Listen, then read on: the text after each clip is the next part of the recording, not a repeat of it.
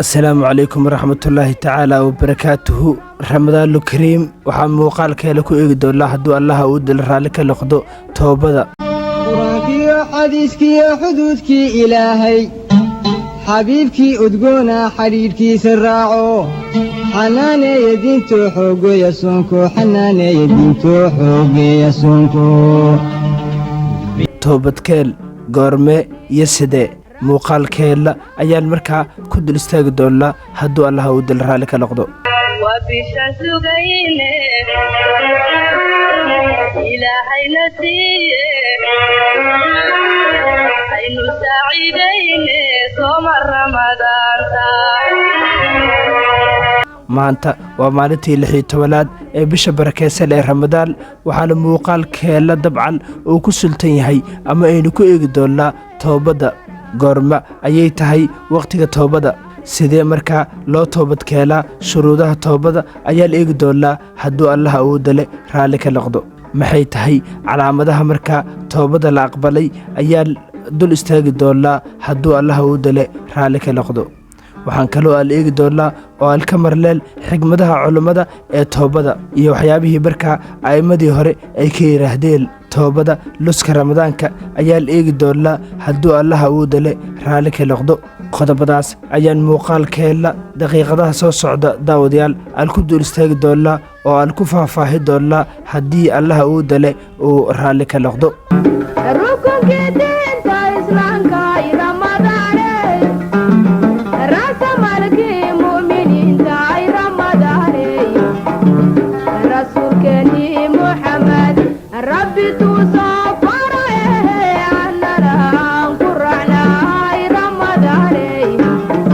mar kale kulan wacan Ramadaan الكريم daawadayaal maanta waa maalintii 16aad ee bisha barakeysan ee Ramadaan muuqaalkeela waxa uu ku saabsan yahay toobada sida markaa loo toobad keelo shuruudaha toobada iyo sidoo kale waqtiga saxda ah goorma ayay tahay waqtiga toobada ayaa la eegi doonaa dabcan hadduu Allah uu dale raali ka noqdo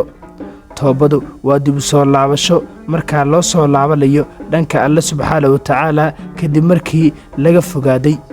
ramadaanku waa fursada ugu qaalisan ee qof kasta oo muslim ah uu ku tirtiri karo dambiyadiisii hore Allah waxa uu yiri u toobadkeela alla dhamaantiin mu'miniintu si aad u guuleysataan waxa Allah subhanahu wa ta'ala hadaladaas uu ku yiri suurata an-nur aayada 1 قرآنكي حديثكي حدودكي إلهي حبيبكي أدقونا حريركي سراعو حناني يدينتو حوقو يسونكو حناني يدينتو حوقو يسونكو haddaba haddii aynu eegno goorma ayay tahay waqtiga toobadu ma laha waqti go'an ama markaa la sugo balse waxa ay leedahay laba xilli oo ay dhamaato waa waqtiga guud marka ay qoraxdu ka soo baxdo dhanka ay u dhacdo galbeedka waqtiga wixii ka dambeeya toobad la aqbalayo ma jirto midda labaad waqtiga gaarka ah qof walba marka ay laftu dhulta timaado ee uu qofku dhimanayo inta ka horeysa albaabka toobadu waa uu furan yahay ramadaanka dhexdiisa habeen walba oo ka mid ah bishan Allah subhanahu wa ta'ala waxa uu leeyahay adoomo laga xoreeyo laartu marka daqiiqad walba waa waqtigii toobada ee toobadkeela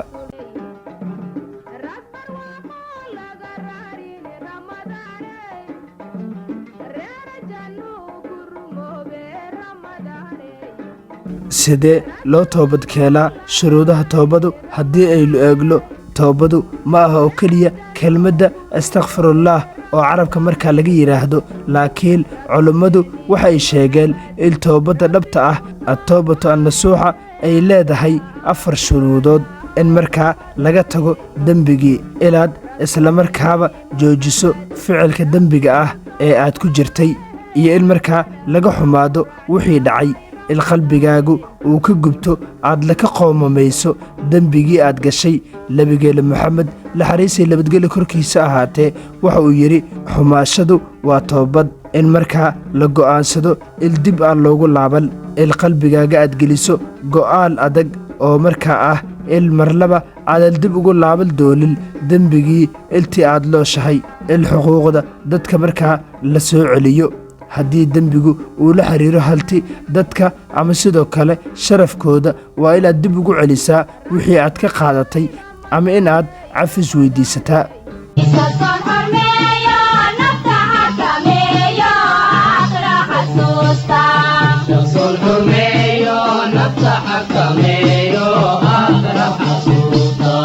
haddaba haddii aynu eegno daawadayaal maxay tahay calaamadaha toobada la aqbalay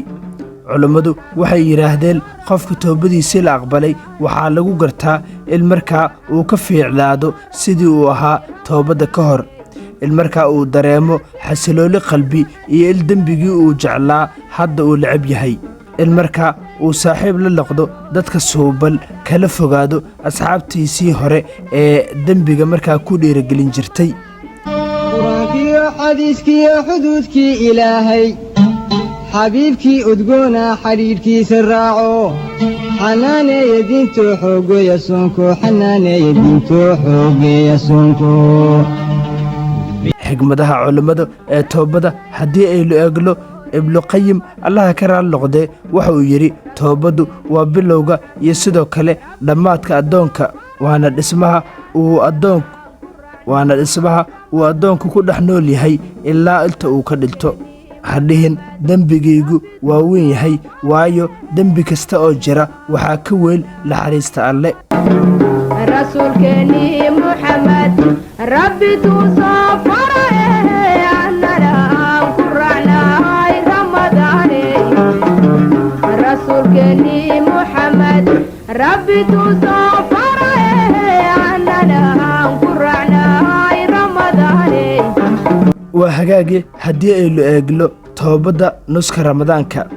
maadaama aan joogno nuska ramadaanka waa wakhtigii markaa ugu habboon haddii aad 15 maalmood ee horay gaabis ahayd alle waxa uu ku siiyey 15 maalin oo kale oo ku sii xigta oo aad ku sixi karto qaladaadkaagii ha ku seexan dembi adigoo awooda in markaa aad ka toobad keento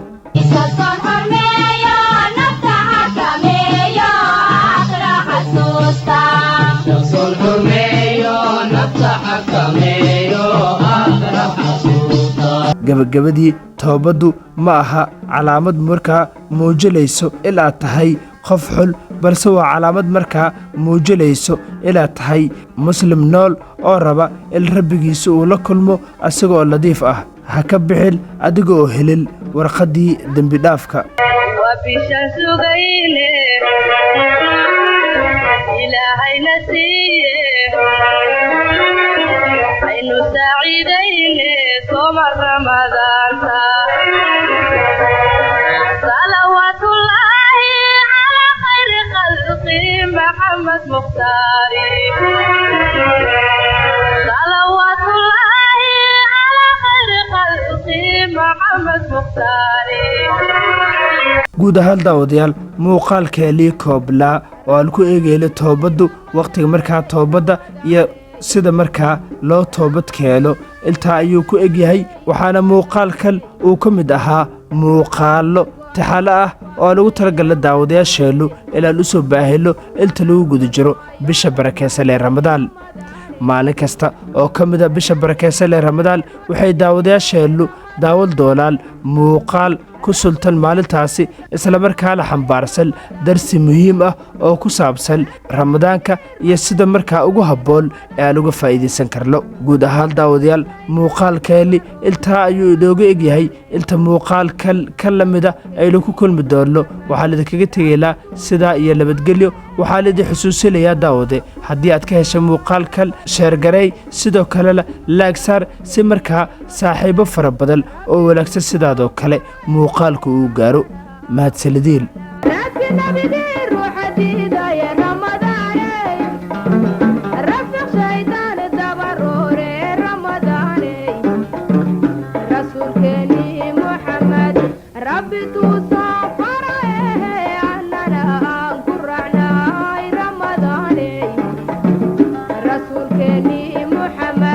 ربي توصى فرعي أننا قرعنا رمضان نبيني محمد ربي تصافر